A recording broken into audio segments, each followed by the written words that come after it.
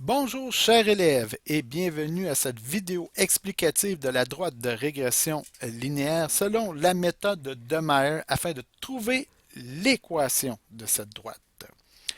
Nous remarquons d'abord ici que nous avons un tableau à double entrée car nous avons deux caractères statistiques à l'étude, soit le nombre d'heures d'ensoleillement ici pour nos abscisses et la précipitation en millimètres de pluie ici pour nos ordonnées.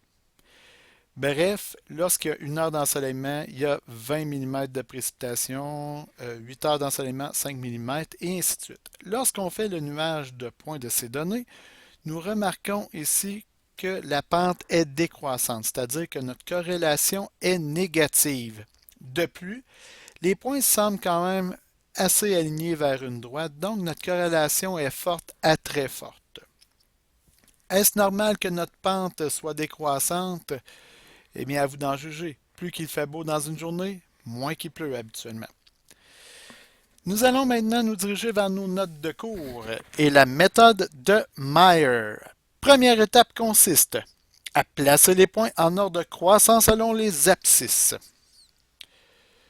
Tadada! Un miracle de la technologie. 1, 5, 6, 8, 11, 14 et voilà, tout est placé.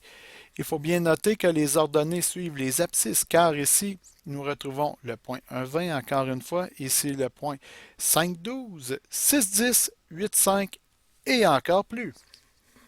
Deuxième étape afin de réaliser la méthode de Meyer consiste à diviser les points en deux groupes de données égaux ou presque. Ici, j'ai 6 données, donc je peux diviser en deux groupes égaux de 3 données dans chacun des groupes. Si vous avez un nombre impair, c'est pas grave, vous placez le premier ou le deuxième groupe avec une donnée de plus et vous faites les mêmes calculs. Troisième étape, calculer la moyenne des abscisses et des ordonnées du premier groupe et faire la même chose pour le deuxième groupe. Ça va vous donner dans le fond les points P1 et P2. Ici, si on remarque 1 plus 5 plus 6 me donne 12 et 12 divisé par 3 me donne 4. Donc, ma valeur des abscisses pour mon point P1 est 4. Ma valeur des ordonnées pour P1 maintenant, 10 plus 12 plus 20. Je suis rendu à 42 et si je divise 42 par 3, ça va me donner 14. Mon point P1 sera donc de 4 en X et 14 en Y. Pour mon point P2 maintenant, mes données qui sont en vert ici, 8 plus 11 plus 14 me donne 33 et 33 divisé par 3 me donne 11.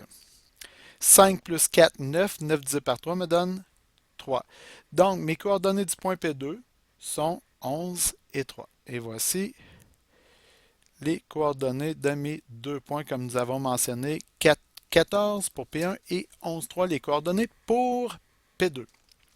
Nous allons donc placer ces points dans notre plan cartésien. Normalement, comme vous voyez dans les notes de cours, il faudrait calculer le taux de variation ainsi que leur données à l'origine. Ce qu'on va faire, puisque c'est une vidéo, je peux aller chercher le support visuel et vous montrer à quoi ça correspond exactement.